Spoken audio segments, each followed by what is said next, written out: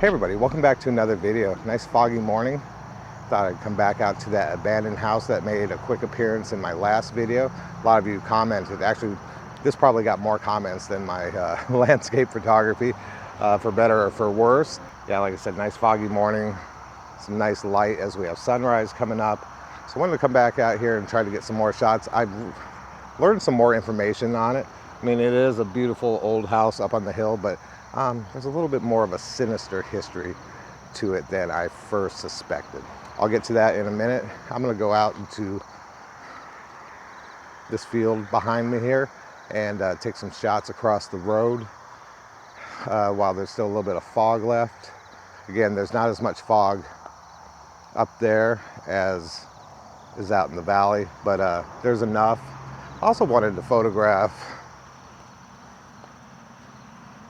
this tree here. I have a couple of good shots of it already. There's a really nice amount of fog right now, not too much, not too little. But under that tree is a little bit of a surprise. Yeah, let's get out into the field, take some pictures of this before we lose the fog.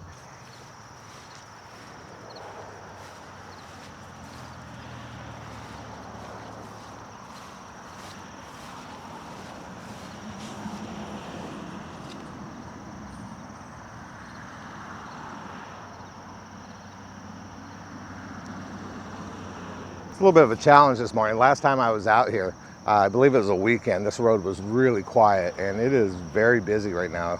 People going back and forth to and from work. School buses come by, so I'm having to time out my shots so I don't pick up any cars in the shot. But yeah, we got a couple good shots here in the field. Try to put some of this grass into the foreground there, with the hill, or the house on the hill in the background. This grass kind of gives it like a cornfield horror film feel. So, all right, I am gonna try to cross the road because I learned from a couple local people here, and thank you guys for that information if you're watching, that you can go across the road through the gate there, and it's still part of the wildlife management area. You can't really get up to the house, I don't think. And like I said, under that tree right there behind me is a little bit of a surprise. I'm gonna get across the road, why the photographer crossed the road, to get to the haunted house. Let's go.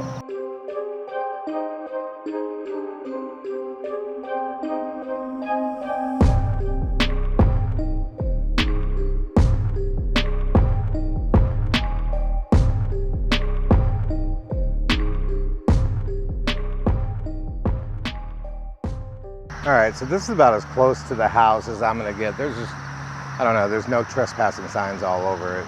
And I would love to get up there and have a look in the windows, but the windows on the bottom floor there are all boarded up. Now the original windows are up top, are still the original windows, but you can see the glass is all broken out. But yeah, it's just, I'm not real big into trespassing, and I know there's a lot of abandoned explorers out there who would have a field day with this, but I'm pretty content to just photograph it, look around, and stay out of jail.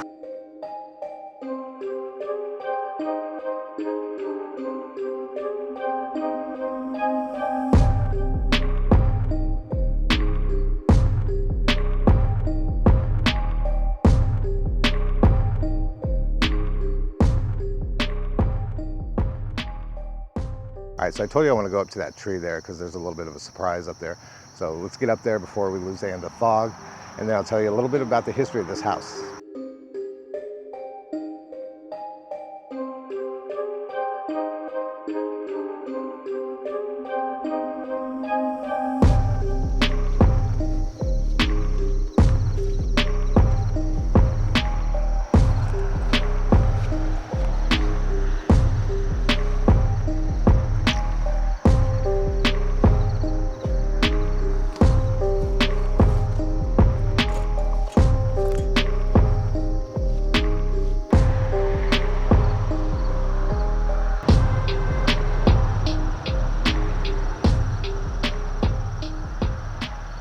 So yeah, I've taken a few pictures of this tree behind me here from across the road on a couple different visits out here, but I never knew that there was a cemetery sitting underneath the tree.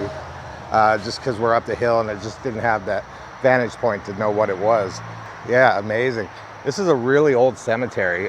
Some of the headstones in here, and it's from the Gothrop family. Most of the headstones say Gothrop on it. Most of the headstones are from the early to mid 1800s, but there are a few in here, and I'll try to get some video of that. Some of these, there's a couple headstones that are from the late 1700s, which is pretty old by American standards. If you go up to like the Northeast, like Massachusetts, along the Northeast coast there, you can find some graves in the early 1700s, but you know, most places weren't settled inland away from the coast until the 1800s. So finding a grave sometimes from the 1700s is tough. But yeah, there are a couple in here. So a really cool find. So a little bit about this house that I thought was just a beautiful old abandoned house, and it is. It's gorgeous, and it has such a gorgeous view of this valley here, is that it's called the Pruntytown Farmhouse. And I'll put that up on the screen for you. Pruntytown Farmhouse. And it was built in the late 1890s, and it was part of the Pruntytown Boys Reformatory, basically a prison just a couple miles down the road here. And I'm not sure if I don't know, the history is there's not a lot on it on the internet. So from what I can get though, they used to send boys out here probably on good behavior maybe, to work the farmland here. But legend has it that parents used to threaten to send their kids to Pruntytown.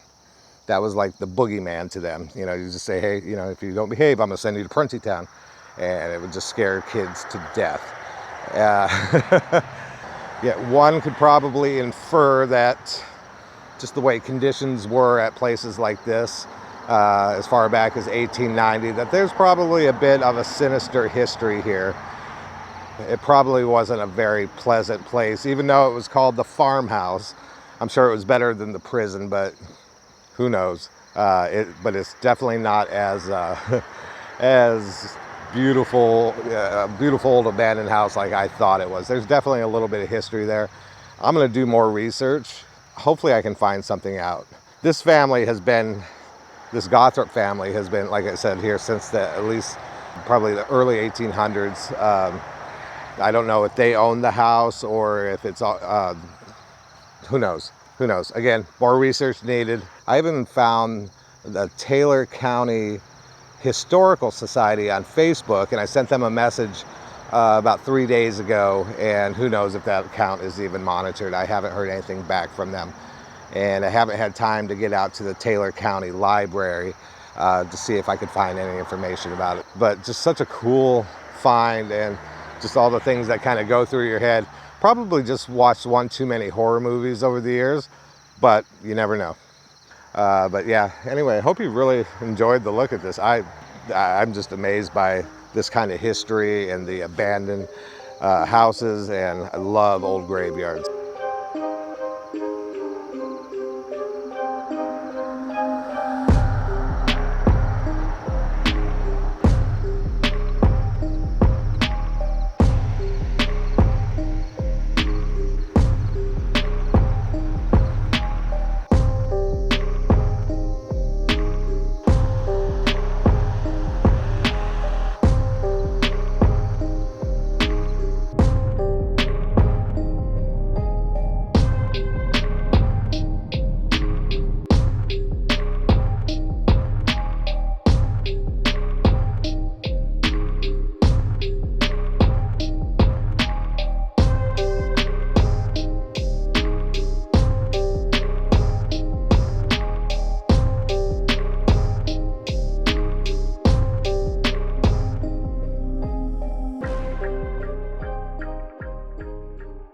All right, guys, I'm gonna wrap this up from the Pruntytown Farmhouse.